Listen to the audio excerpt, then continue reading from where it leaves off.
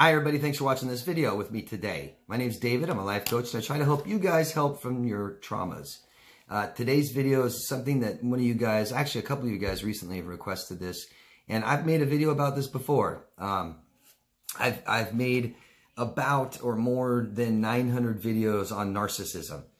So I've probably touched everything, almost everything. So any questions you guys have or you want me to make a video, always try and go search through my videos. I've got them kind of put in categories a little bit. But yeah, you can always probably find a video I've made about it. But I don't mind doing them again. I hope I can offer some new information. But some of this, for a lot of you guys who watch all my videos, you've heard a lot of this before. But I'll try to add something new. And today I want to talk about how we end friendships with people after we realize we've had toxic, narcissistic, abusive, traumatic relationships. So, because what happens is, this is a pattern in our lives. You're not going to find somebody who's only met one narcissist and had a long, tumultuous, abusive relationship with them for years, but that's the only one they've ever had in their life. No, you can trace this back somehow to your family. Always. Somehow. They're neglecting you, they're abusing you, things like this. And narcissistic parenting, I'm big on that. And as we grow up as adults, we don't just date them. We have friends like this, okay? And I'm not calling anybody a narcissist today. I'm talking about relationships that don't work for you, that aren't growing, that aren't meaningful, that aren't loving, that are just stagnant or maybe stressful or abusive, and you're not really sure. So I want to just kind of bring some things to light for you guys and kind of show you how this process works, a process that I have made up myself. This isn't stuff that I've read or taken from someone else. I'm not claiming I'm an expert. I'm just a life coach, but this has worked out for me in my life, and this has been working for my clients. So I hope that this will be beneficial to you guys. And if it is, if you guys wouldn't mind subscribing to my channel, I'd appreciate that. And you're really not just supporting me, but you're supporting my work.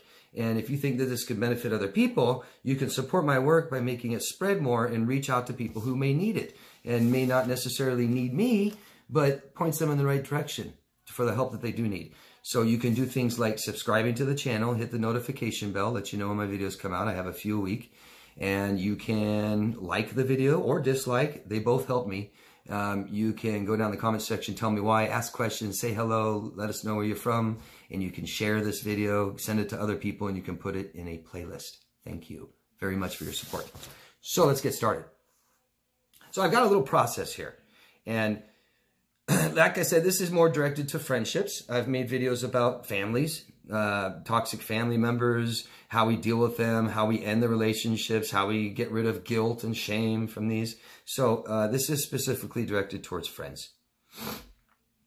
So what we need to do is manage our relationships. When I say relationships, I'm not talking about intimate, just loving family. I'm talking about every relationship you have, your interpersonal relationships. Who do you interact with on a daily basis, weekly basis, stuff like that. And so we need to always evaluate our relationships. We do. It helps us be aware. We need to be conscious of what's going on in our relationships to see if they're causing us stress or comfort. What do we need to do to fix them? And communication is number one. Always, always, always communicate, no matter how good it is, how bad it is, or if you want to end it, we communicate, okay? What I'm trying to do here is to help you guys through this process on how to evaluate your friendships, your relationships, how to end them if you need to, and how to best stay true to yourself, who you are. That's the most important, because that always feels the best. It's the best way to do anything, is to know ourselves really, really well, and we behave in the manner that we say who we are, okay? So we want to evaluate, we want to take inventory, we want to manage our friendships. And what does that mean? Well, I start with, first, relationships we need them more than anything. We have emotional needs, and we have them met by the relationships we have with others. Most important in the world to any of us, okay? Either we know ourselves or we don't know that. And so what I start with is write down your friends on a list, okay? And then over to the right, write down, you have two categories. And they're either stressful, they either add stress to your life, or they add comfort to your life, or they're somewhere in the middle, okay? And I kind of just X mark this. I do this with clients. And we have Pat and Mary and Chris and Mark and Rosie, and right, we write them all down. where are they? Where would you categorize these relationships with these people? Because relationships provide the biggest source of stress or the biggest source of comfort. Where are your friends in your life? Where do these relationships go? In which category? Maybe it's a little of both. Okay. And the ones that add comfort are obviously great. And we need to know that. And we need to make sure we maintain these relationships by communicating and seeing them and talking. Okay. And these are the people that make you feel good. Relationships can always get better and better and better. So we want them to grow. The ones that add stress, we need to do something about that. We are all a little bit susceptible to being codependent. And the codependent relationship means that we have problems, just like everyone has problems and every relationship has problems, but we are fixing them or we end them. Real simple. We don't just fix, or we don't just have problems, be aware of them, go to a counselor one time, or have one talk about it and sweep it under the rug, and so-and-so doesn't want to deal with it right now, and we just kind of let it go. That's what you know. That's how you know you're in a codependent relationship, and it'll never work. Okay? So the ones that are adding stress need to be fixed, and we start with communicating.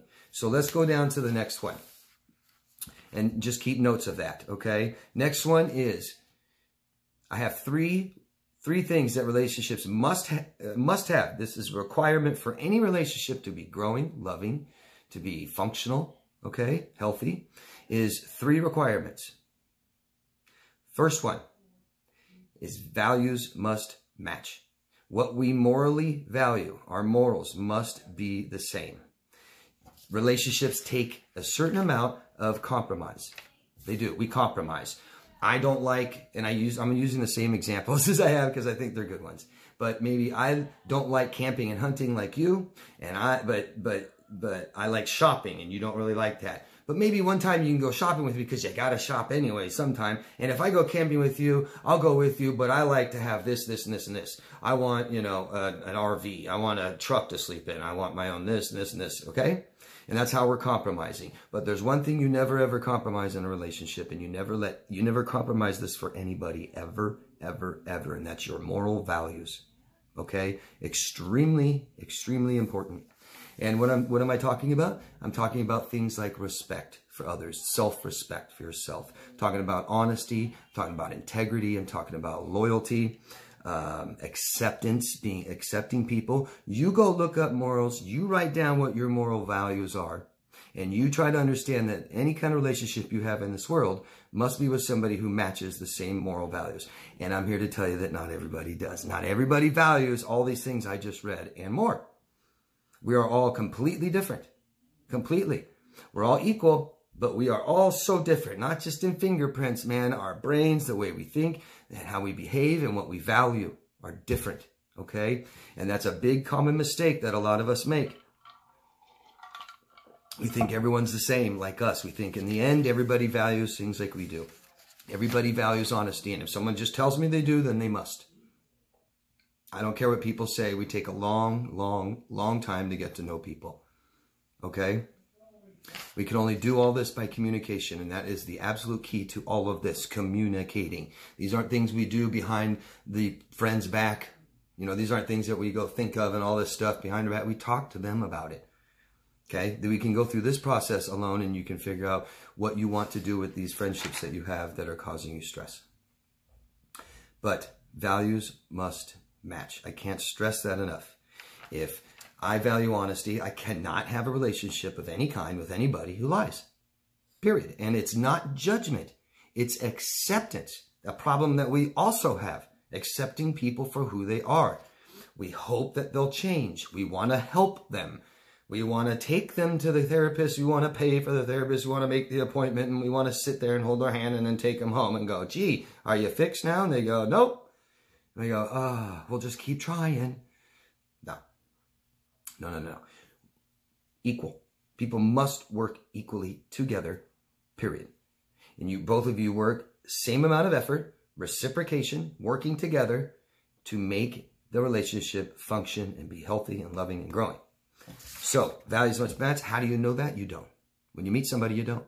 And that's why you don't let them in your car right away. You don't let them in your house right away. That's why you don't let them borrow money right away. That's why you don't tell them everything about your life and your past and your traumas right away. And you don't ask them. You just take time to get to know them slowly and observe. Okay? So, here's some questions that we ask our stressful friends. Okay? Our friends that we have stressful relationships with. First, I want you to ask yourself, what do you want in a relationship from this person? What do you want? What are the kind of the things you want? If you could have anything. Let's not think about restrictions right now and all this stuff. Just write down one step at a time every single thing that you want in a relationship with this person. How do you want it to be? What do you want it to contain? We have emotional needs. They're not wants. They're not likes.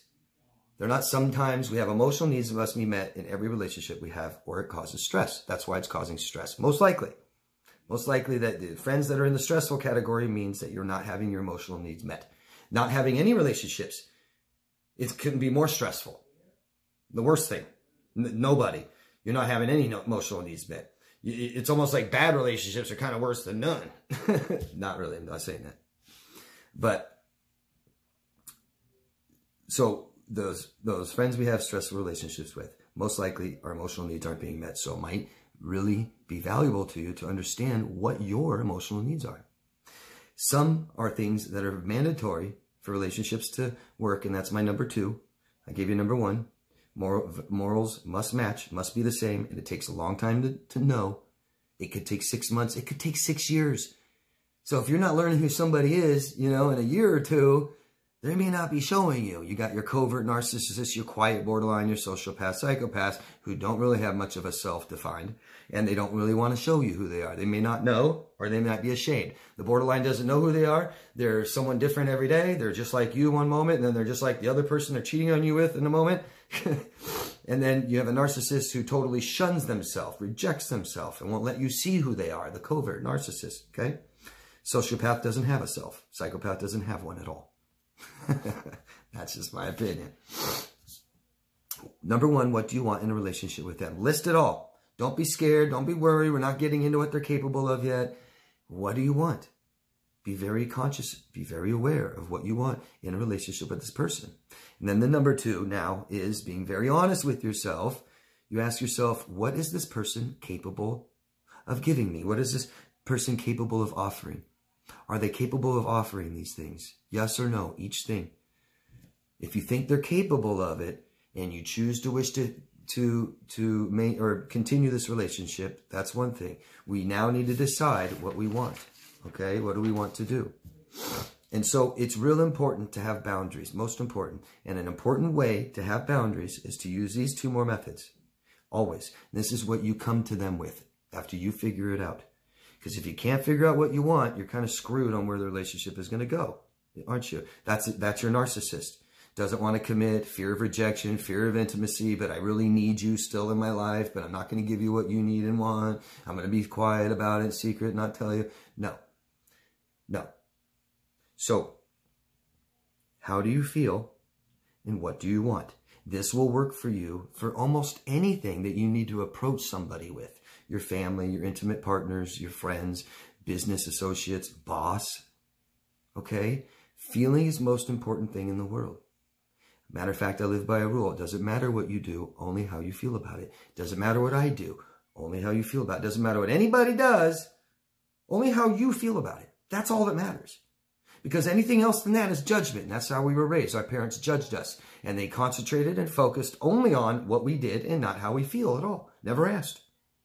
You tried to show it, shut up. You shouldn't feel that way. Be quiet. Stop crying. I'll give you something to cry about. Okay?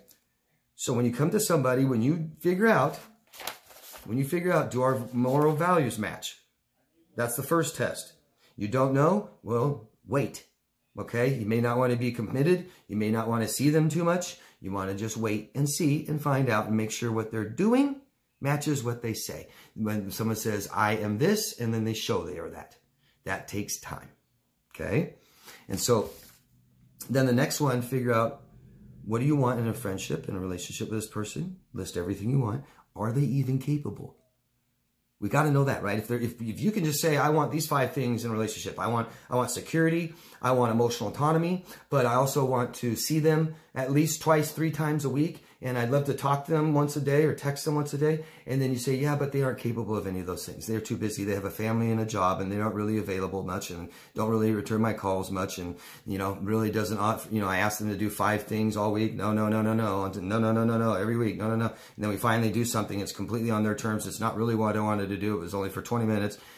They're not capable. Either they're not emotionally capable, mentally capable, physically capable. They don't have the time, because these are commitments. All relationships require commitment, and commitment takes space and time. And even if somebody wants to do something, it doesn't mean they have the space and time. And so a lot of people make commitments without understanding this, without saying, because if I'm full of my lifetime, my 24-hour day schedule is full of commitments to other people, then I can't make a commitment to you unless I drop one of those commitments to something else. See that? Okay, so that's number 2. Then we find out they are capable. We find out that they do have the same moral values. They are capable of giving me what I want. And then we know exactly what we want.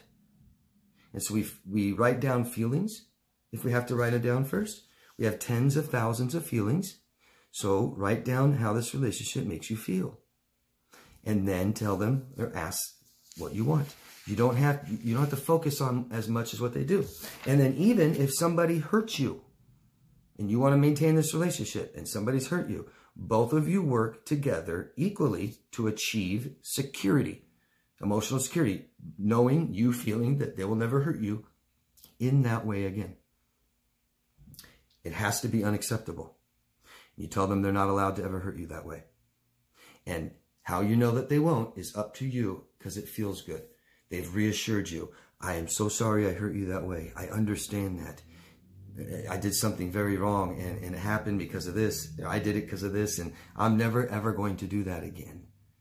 Do you see? You don't even know me. It's just a made-up thing, and you can, I think a lot of you might just feel a little bit better about it, just the way I said it, right? But if I say that 5 times in a row about the same thing, I wouldn't even give me 5 chances, but... Okay, you let the person know that they're never allowed to hurt you in that way again after you realize you want to continue that relationship. Now, if you realize that they don't have the same moral values, or you realize that they're not capable of giving you what you need, right? Or in the end, you tell them how you feel and what you want, and they say no. Or you just realize that they can't, and you want to end this relationship. Closure. Closure, closure, closure. It's best for both of you. You're not just giving closure to someone. You're also receiving closure for yourself by the 2 of you talking and telling them the truth. I'm sorry, but your moral values don't match mine. It might be hard to hear, but it's the best beneficial thing you can do for anybody. Okay? We can't compromise our morals. We just can't compromise who we are. We can't do that. We can't do that. It's the number 1 thing. You guys did that in relationships with narcissists because you value a lot of different morals, and they don't. They don't. And only one can exist in your life. Either your moral values or the person that doesn't value your morals. It's the only thing that can exist, one at a time. I'll give you an example. And this is the same example I've used before, but I like it. It's a good one. In my early 20s, I had a lot of friends, like most of us do. We have a lot more friends when we're younger. And we just kind of have friends with anybody almost, right? High school, we don't even know who we are. We're not really sure who our friends are yet. We have a couple things in common, like partying, cars, whatever. And so I had a lot of guy friends, and some of them were married. Some of them just had girlfriends, and a lot of them cheated on them. They were dishonest, and they went out looking for other women, and they had affairs and stuff like this. And I have a real personal thing about cheating. I just hate it since I was a kid. I think more than most people, and it just rubs me the wrong way. But I was a young kid myself and didn't really know who I was. And so I knew I hated dishonesty and disloyalty and things like this, and hurting other people like that. It would be like everybody could know that he's cheating on his girlfriend except the girlfriend. Really sad, She'd come over for parties and everybody knows he's cheating, but no one says anything. I couldn't do it. And so I would tell my friends stop, and then they wouldn't. And then I'd go tell their girlfriends and their wives. You can see the problems that would cause. It did. A lot of problems. I can't control that. I can't control people. I can't do that. That's not my place. And it's impossible. What I do have control over is who is in my life. That's it. Okay? And so I told my friends, it took some time. I did this a few years later.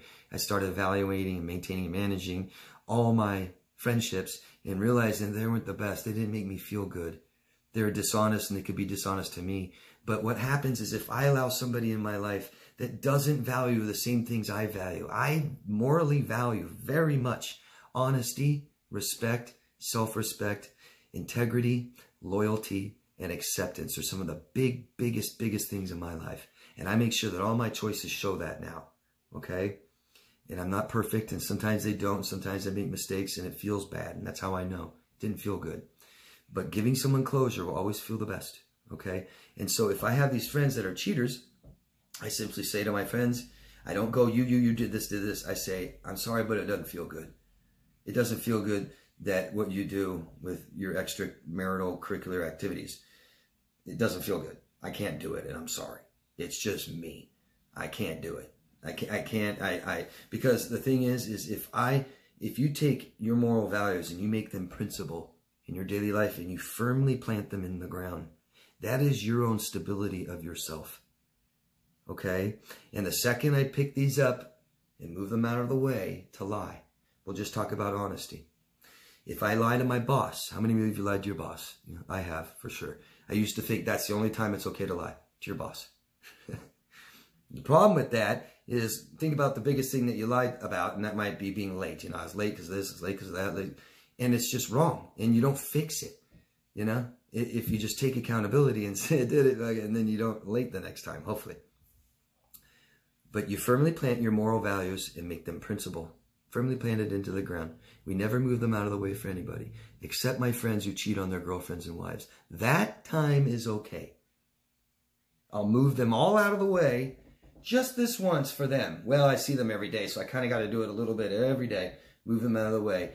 And I'm already unstable. My own sense of self is unstable. I'm already moving around a big part of who I am, and that's what I value. Huge part.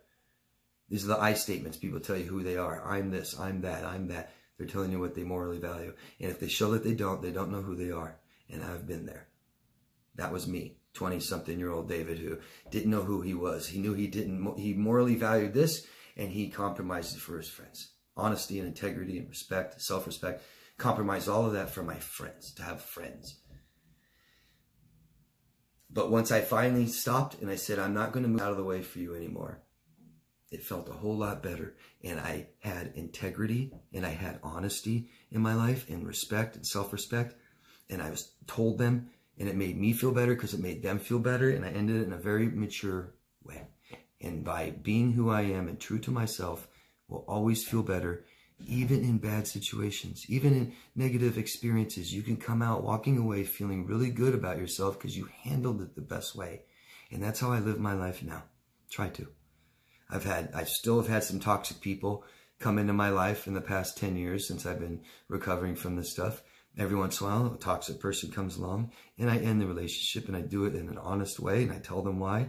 And sometimes it doesn't go very well for them, but it goes very well for me. And that's what's important. Okay? Please ask questions, guys. Let me know if this video helps you out at all. There's been a couple people, like I said, that asked me to make this video. Is this what you're looking for? Let me know. And any questions you guys ask, I'll always answer them, okay? Thank you very much, guys. You can find me at daviddemars.com if you want coaching. And love yourself first. Bye-bye.